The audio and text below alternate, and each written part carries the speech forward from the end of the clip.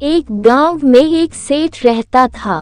उसका नाम था रमेश सेठ। वह बहुत अमीर था पर उतना ही लालची भी। मैं कब अमीर होऊंगा, मेरे पास पैसे नहीं है। उसे केवल अपने धन से प्यार था और वह दूसरों की भलाई या उनके दुख सुख से कोई मतलब नहीं रखता था।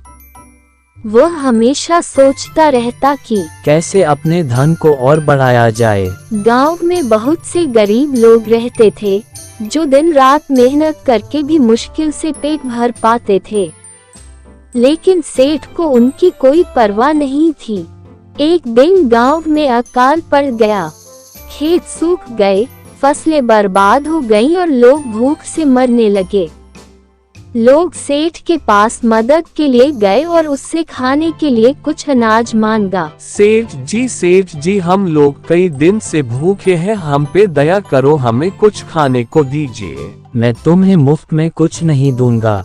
अगर तुम्हें अनाज चाहिए तो मेरे खेतों में काम करो और उसकी कीमत चुकाओ। गरीब लोग मजबूरी में सेठ के खेतों में काम करने लगे, लेकिन सेठ उन्हें बहुत कम मजदूरी देता था और ज्यादा से ज्यादा काम कराता था। एक दिन गांव में एक साधु आया।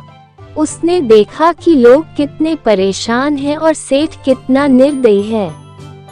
साधु ने सोचा, क्यों ना सेठ को उसकी लालच का पाठ पढ़ाया जाए। वह सेठ के पास गया और बोला, सेठ जी, मैंने सुना है कि आपके पास बहुत सारा धन है, लेकिन क्या आप जानते हैं कि आपके पास जो सोने की मुट्ठी है उसे आप कभी भी पूरी तरह से भर नहीं सकते।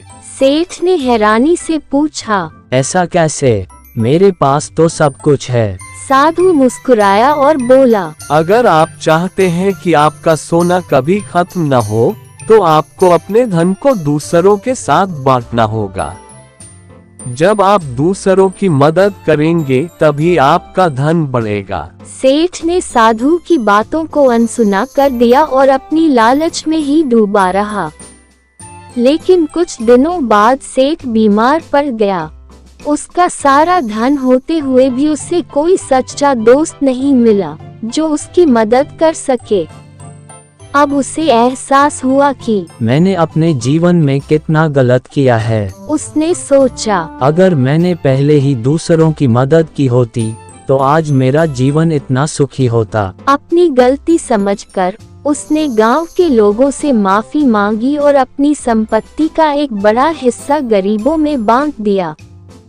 धीरे धीरे सेठ की सेहत भी ठीक हो गई और अब गांव के लोग उसे इज्जत और प्यार से देखते थे।